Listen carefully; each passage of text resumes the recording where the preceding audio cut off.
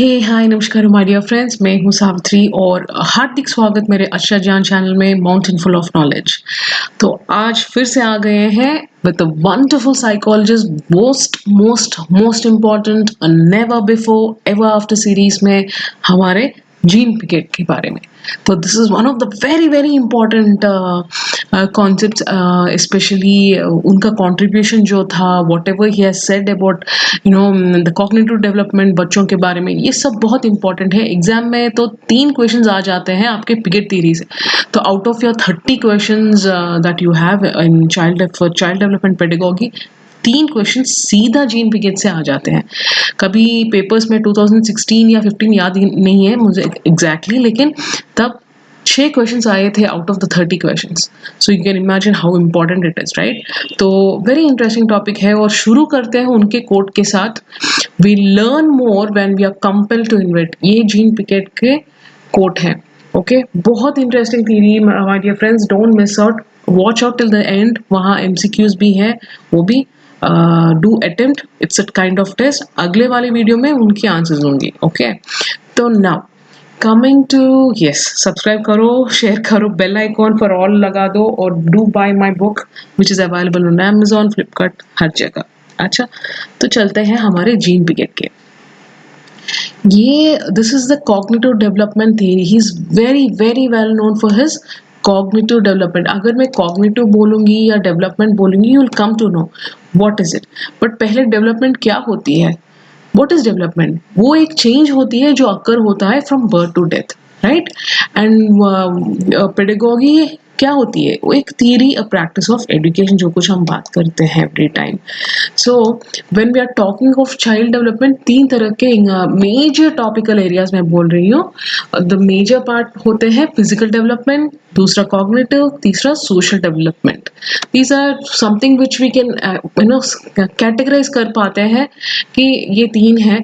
तो cognitive development अगर मैं बोल रही हूँ, it involves all that mental activities, जो कुछ हम सोचते हैं, समझते हैं, सीखते हैं, याद करते हैं, ये सब आपके कॉग्निटिव में आ जाते हैं। Okay guys, please hold on because this is extremely important. Concept भी अच्छा है because you will come to know what is assimilation, what is accommodation, बहुत सारे ईगोसेंट्रिक स्पीच क्या होती है, all these beautiful concepts are there in this. तो don't miss out. शायद और 15 मिनट या 20 मिनट लग जाएंगे। I'll try to complete it as soon as possible with all the key points, but do stay tuned, don't miss. So coming to what we are going to learn today, हाँ, उनके ideas, की concepts, 3 stages देखेंगे।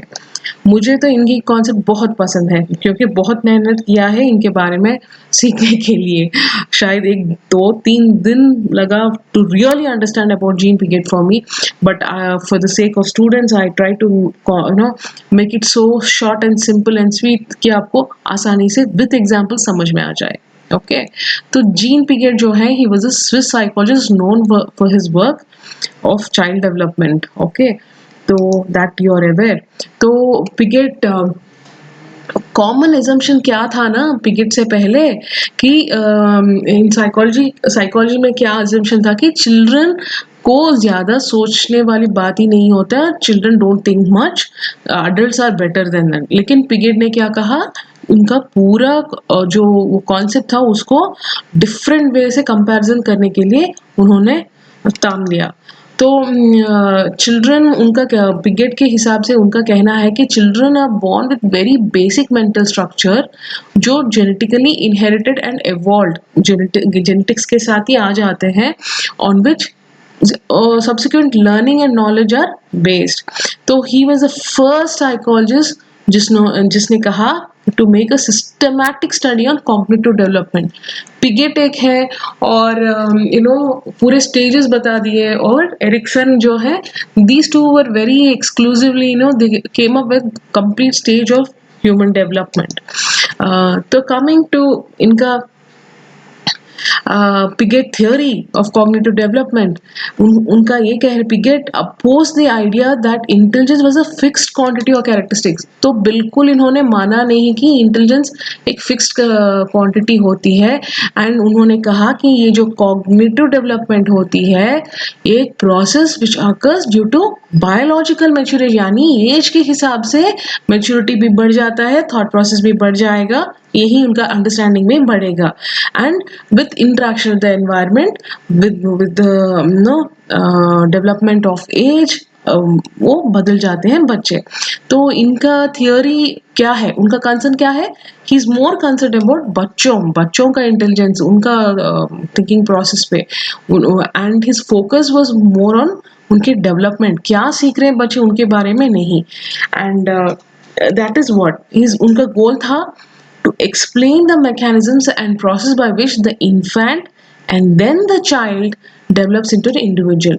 यानी उनका process ये है कि कैसे स्टेजेस हैं, कौन से स्टेजेस है, कैसे सोचता है बच्चा, how does it he store it in his brain, वो सब इंटेलिजेंस कॉन्सेप्ट भी हम बोल सकते हैं। Where he really had an interest to know how, पहले इन्होंने क्या किया, he actually experimented on animals, उनके बिहेवियरल एस्पेक्ट्स और how the thought process goes. उसके बाद में उनको इसके बारे में अबाउट चिल्ड्रन के थिंकिंग प्रोसेस के बारे में उनको बहुत इंटरेस्ट लगा और इस फील्ड में आ गए, खुद का लैबोरेटरी बना दिया और उसी लैबोरेटरी में he did all his experiments. तो उनका कहना है कि जो children construct an understanding of the world around them, यानी बच्चे खुद कंस्ट्रक्ट करते हैं, इनका ये कहना है कि they come up with, they are born with some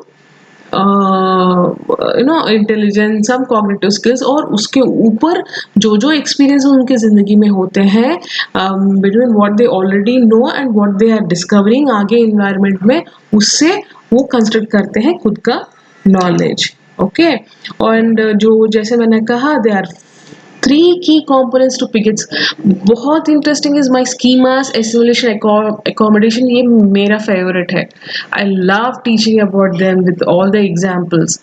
and next होते हैं 4 stages ऑफ डेवलपमेंट, जहाँ सेंसरी, दीज आर यू, आपको तो बाय हार्ट करनी पड़ेगी, ऐसा नहीं है। पिगेट थियरी ऐसा है कि आपको एटलीस्ट 10 times इसके बारे में पढ़नी होगी, if you have to really remember this.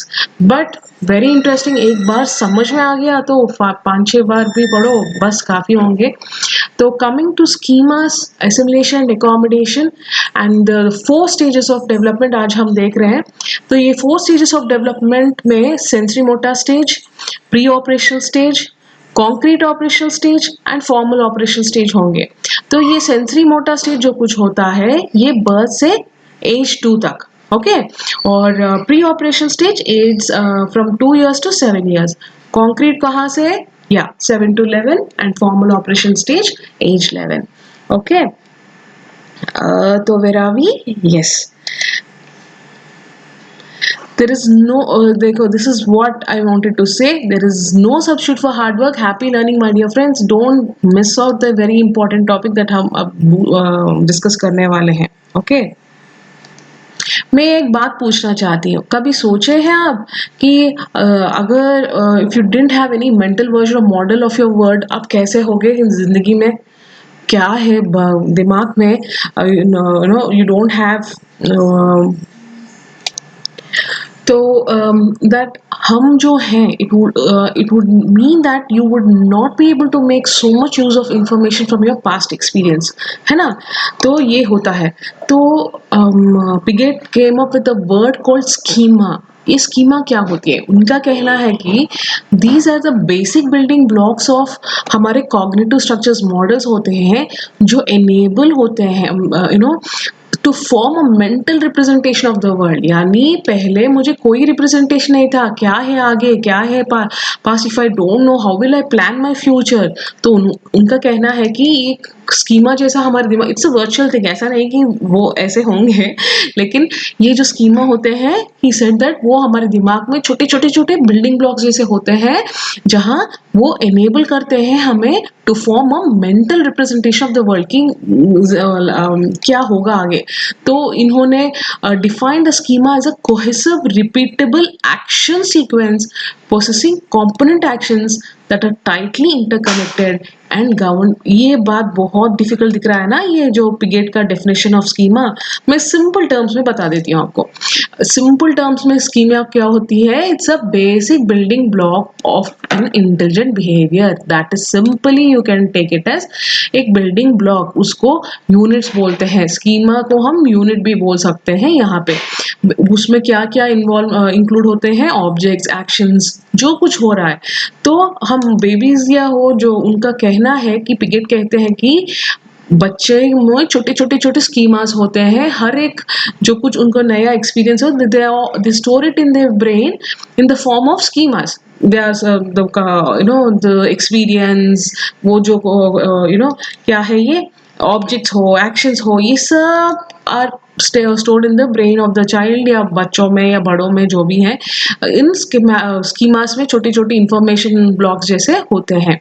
तो उनको अगर ये जो स्कीमास होते हैं, वो कहते हैं कि ये लिंक्ड रिप्रेजेंटेशन से एक से एक ये जो दिमाग में जो कुछ है, they are interlinked also. Okay, we use those schemas whenever we want to understand something. अगर एक सिचुएशन आया तो मैं मेरे दिमाग से एक स्कीमा यूज करूंगी। हाँ, पहले अगर एक सिचुएशन आपके सामने आ गया तो आप क्या करोगे? आपके स्कीमा में वो building already you have some experience on it, जो कुछ इंफॉर्मेशन आपके, यू विल यूज इट। वो काम नहीं कर रहा है तो कुछ और, then there is a change in your brain, उसमें एक और बिल्डिंग ब्लॉक डेवलप हो जाएगा जहां इट इज, और नहीं तो मॉडिफाई हो जाएगा, राइट? तो इसको हम schema is simply, let me tell you, is a schema can be defined as a set of linked mental representations of the world which we use both to understand, समझने के लिए और respond करने के, दोनों के लिए ये यूजफुल होते हैं। ओके, तो कमिंग टू अच्छा एग्जाम्पल देने के लिए, I give you a wonderful example. Mister X है, वो he might have a schema about going to a movie, यानी मूवी जाना है तो वो क्या करेगा? मूवी का वेबसाइट, आजकल तो ऐसे ही करते हैं ना, मूवी जाना है तो क्या करेंगे? फोन में बुक माई शो वाली को जाते हैं, टाइम देखते हैं, डेट देखते हैं, और they block the date on which they want to go. कौन सा माल है, कौन सा थिएटर है, वो सब देखते हैं, and they go to that movie. तो this is a kind of schema that is mentally उनके दिमाग में it has been stored. Ticket जाके लेना है, बाद में मूवी देखना है, राइट? ही विल बुक, बाद में he goes to the on the time of the day the movie is going to play, जाके टिकट लेते हैं या टिकट दिखाते हैं और मूवी देखते हैं, राइट? तो ये एक स्कीमा है। तो ही विल, अगर फिर से कभी उसको मूवी देखना है तो ऑटोमेटिकली, या कुछ नहीं सोचता, वैसे ही करेगा, right? So this is all using what ever जो कुछ आपको एक्सपीरियंस है उसके हिसाब से you continue moving ahead. This is what you call as schema. Okay, तो ये क्या होता है ना, बच्चों में इन्फेंट्स में क्या होती है, and he will use the same. Infants में स्कीमास क्या होते हैं? It is much simpler than that. He has basic things, हाँ दूध चाहिए तो मुझे रोना है। So they are very small things that the child has in his brain. धीरे धीरे बेस्ड ऑन हिज एक्सपीरियंसेस, जो बेसिक स्मॉल इनेट स्कीमास होते हैं बच्चों, न्यूबॉर्न बेबीज में, your neonatal schemas are the cognitive structures underlying innate reflexes. ये जो innate reflexes मैं कुछ बोल रही हूँ ना, something by birth आ जाते हैं। they don't even know कि बच्चों को, they don't even know कि उनको ये हो रहा है। रिफ्लेक्स, रिफ्लेक्स क्या होती हैं? रिफ्लेक्सेस आर दोज थिंग्स जो ऑटोमेटिकली हो जाते हैं। सो वेरी इंपॉर्टेंट पॉइंट यहाँ पे, सकिंग रिफ्लेक्स जो कुछ होता है, और ग्रास्पिंग रिफ्लेक्स। सकिंग रिफ्लेक्स कभी देखा है अपने बच्चों के मुंह के पास? अगर आप हाथ लगाओगे तो इमीडिएटली वो they try to grab it, ऐसा कि will try to suck that nipple. वो ऐसे सोचे कि वो फिंगर को भी they think mother is trying to feed them, है ना? तो ये होती है, that is what you call sucking reflex. अगर आप हाथ भी लगा दो वैसे ही करेंगे बच्चे। तो पिगेट इनको बोला कि इसको सकिंग स्कीमा बोलते हैं। इस स्कीमा को क्या बोलेंगे? Sucking schema. ये सकिंग रिफ्लेक्स क्या होती है? Where it is triggering the child कि बच्चों को अगर मैं टच भी करूं उसके लिप्स के पास तो obviously he thinks mother is has come to feed him, तो वो will try to suck it. वैसे ही ग्रास्पिंग भी होती है। ये ग्रास्पिंग रिफ्लेक्स वो होती है, कभी आप देखा है even a newborn child in matter of 1 hour if you take your finger and put near, अगर फिंगर को लेके उसके हाथ तक लेके जाएंगे तो ये ऑब्वियसली होल्ड इट, ग्रास्प कर लेता है। This is even a new born baby 1 hour or 2, I can watch for it because I personally experienced with my son कि the moment he was born, मेरे after pregnancy delivery होने के बाद जब बच्चे को लेके आएगा and when I was trying to touch him, उसका cheek and हाथ को immediately he grasped my hand। तो ये होती है, that is what is grasping reflex। Okay तो टचेस इट चीक होता है तो इमीडिएटली दे स्माइल, ऐसे जो कुछ होते हैं ना, these are all schemas grasping reflex. बच्चों के माइंड में they are form in kind of reflexes, these are the reflexes you find in children. Now coming to assimilation accommodation, ये क्या होती है? Jean Piaget viewed intellectual growth as a process of adaptation, यानी उन्होंने कहा जो कुछ पर्सन का इंटेलेक्चुअल ग्रोथ होता है ना, उसको he gave a wider name, क्या है वो? एडेप्टेशन। तो एडेप्टेशन कैसा होता है? देयर इज अ कॉम्बिनेशन, दो प्रोसेस होते हैं if adaptation has to take place, that is assimilation and accommodation. Hope आपको कोई कंफ्यूजन नहीं है यहाँ तक। Please pay 10 more minutes of attention and I'm sure it's a wonderful theory, but ये एक टाइम से नहीं आता, you have to watch this at least 4-5 times to understand the concept thoroughly, क्योंकि very important है पूरा concept समझ में आना, नहीं तो it's really difficult to answer those 3-4 questions। देखने में इतना आसानी लग जाता है लेकिन एग्जाम में जब क्वेश्चंस पूछे जाते हैं कुछ और अलग होता है। तो कमिंग टू एसिमुलेशन, ये एसिमुलेशन क्या होती है? That which is used as an existing schema to deal with a new object or situation. So I'm trying to assimilate, मेरा जो schema मेरे दिमाग में है, अगर new situation आया, अगर मेरा already मेरे brain में कुछ है उसको apply करके I am able to solve it, then it is assimilating।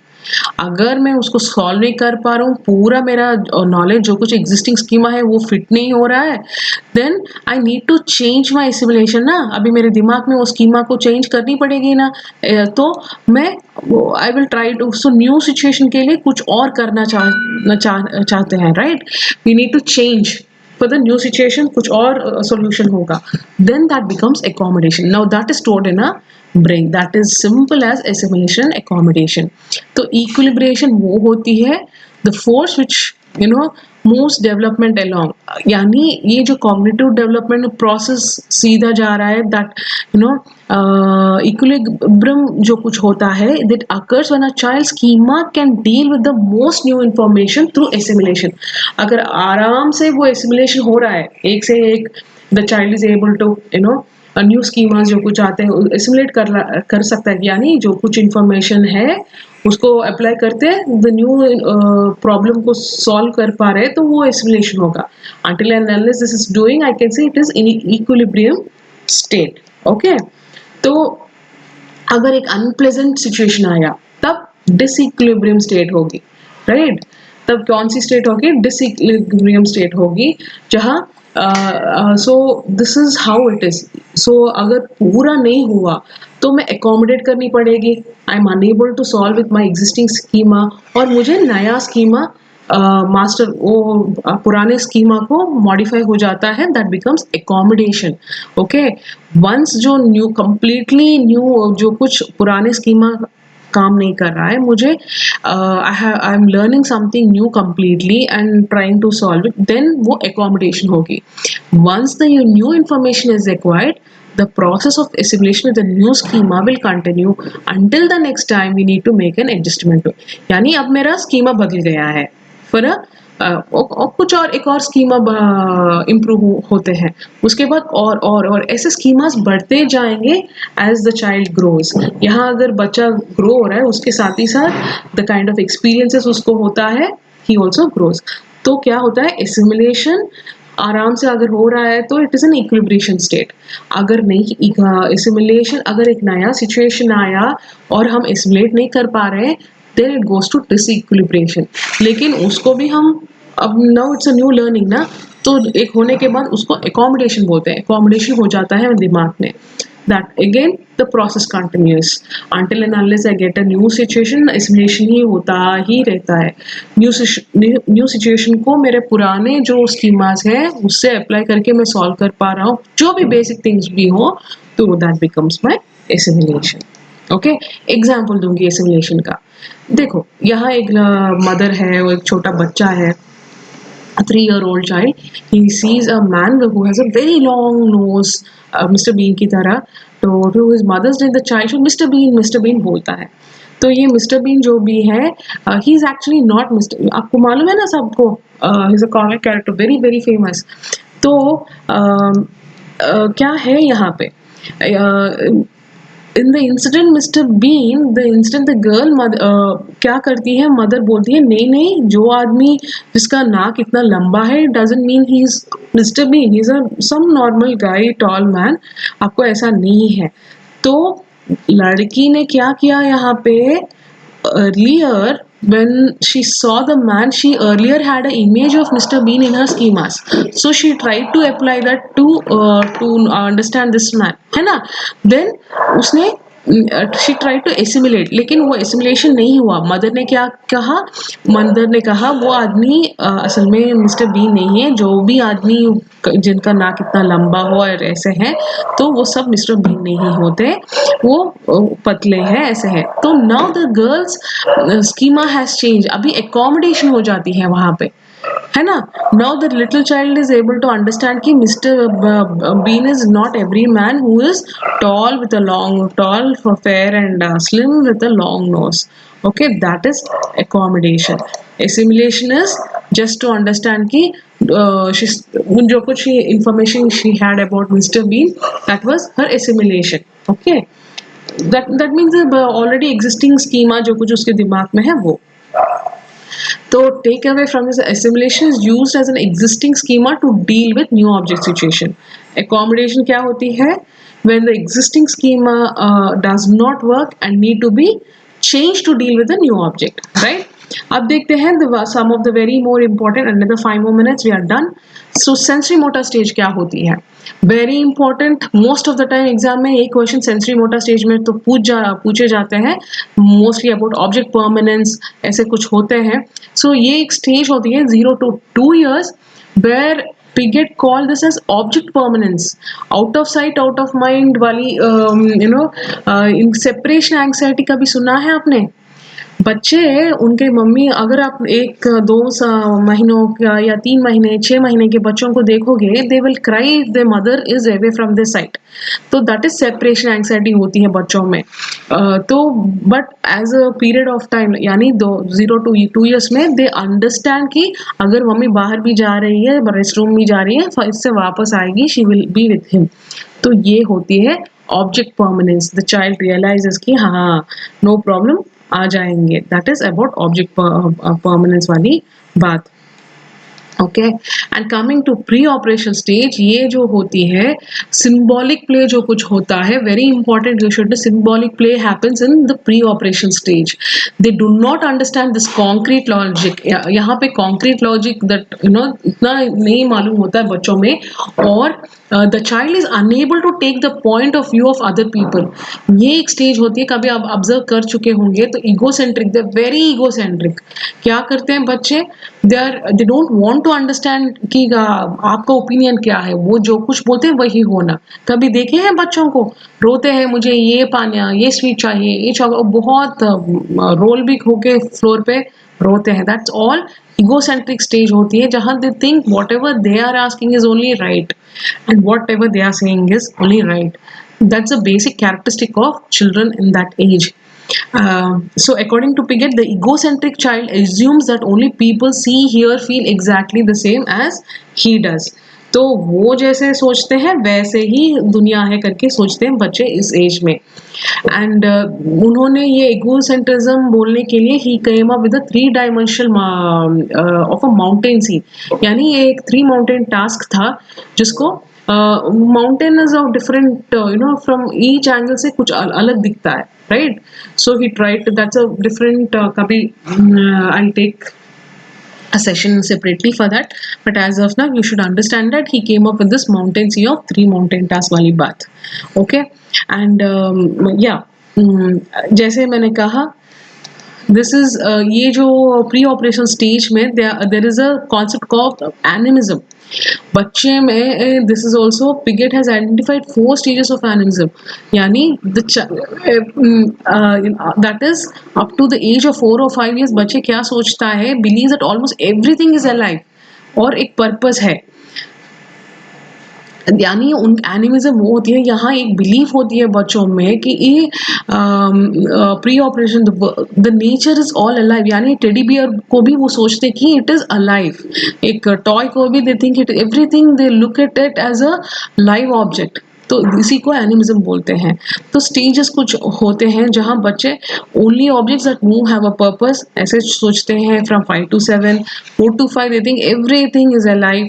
From 7 to 9 they think no, they slowly drift to learning ki हाँ more spontaneity about what is alive, what is not. Okay, so this is all about belief. Now coming to concrete operation stage, this is from age 7 to age 11. ये कैसा होता है? It means we get consider the concrete stage the most important stage and a major turning point in the child's cognitive development. He says that in this stage the marks the beginning of logical or operational thought, which means child can work throughout internally in the head, यानी बच्चे अब सोच पाते हैं internally, they are able to there's an improvement in the cognitive it's a beginning of the logical and operational thought जो कुछ होता है concrete operation stage में होता है। Okay, he considered this as a one of the most important stages, उन्होंने कहा कि यही होता है concrete operation stage because it marks the beginning of their logical or operational thought, और children can conserve, ये भी important point है, please mark, children can conserve number 8 6 में, they can understand about numbers, mass के बारे में, but उससे पहले they will not know, अगर जो भी बड़ा object दिखाओगे even it doesn't have weight, for example a balloon और एक 1 kilo का coin, they will think that balloon is heavier than the 1 kg coin that is in your hand. तो wait, मास, इन सब के डिफरेंट तब उनके समझ में आ जाता है in this stage of in this stage. Okay, that is the concrete operation stage में। And last but not the least, most important once again formal operation stage होती है। This is a stage where the child from 12 to adulthood तक होता है। They gain the ability to think in an abstract manner, जो कुछ होता है that is in formal operation stage. In general हमारे कॉन्क्रीट ऑपरेशन स्टेज में क्या होता है, it is more about logical thinking शुरू होता है। हियर इट्स एब्स्ट्रैक्ट मैनर, यानी उनके दिमाग में they are able to manipulate ideas without depending on concrete manipulation, है ना। तो दैट इज ऑल अबाउट हमारे फॉर्मल ऑपरेशन स्टेज। उनको वो एबिलिटी होती है to solve a problem in a logical fashion धीरे धीरे। Okay, so here comes our questioner, quite a lengthy one, no, so much to understand, but I'll ask you very few 3 questions or 4 questions. आपको some let me know the answers, मुझे comment box में ज़रूर लिखो। First one, I'm not going to give the answers here, I'm sure you will know if you go through the gene picket thing once again, you will understand. Children actively construct their understanding of the world is a statement attributed to, obviously concept कहाँ से है वही होंगे, that is the best hint I can give it to you. Children actively construct their understanding of the world, this is said by, okay, that's the first one. Do answer me in the comment box. And yeah, I think this is the first one, this is the second one, numbering सही नहीं किया मैंने, don't worry. In the context of language development, which of the following areas were underestimated by Piaget? कौन सा था? He never paid attention to okay, answers मैं अगले session में दे दूंगी। Okay, that would be the best thing. अभी तो फिलहाल आप ही को कमेंट बॉक्स में मुझे लिखना होगा। According to Piaget's cognitive theory of learning, the process by which the cognitive structure is modified क्या है? Accommodation है, assimilation है, schema है, perception है। अभी अभी हम सीख चुके हैं। I think now you would be understand the process by which the cognitive structure is being modified. तो क्या हो सकती है? Right? Next, the famous technique to demonstrate egocentrism is the dash task. कौन सा task था वो? Which task was it? याद है? अभी अभी we discussed.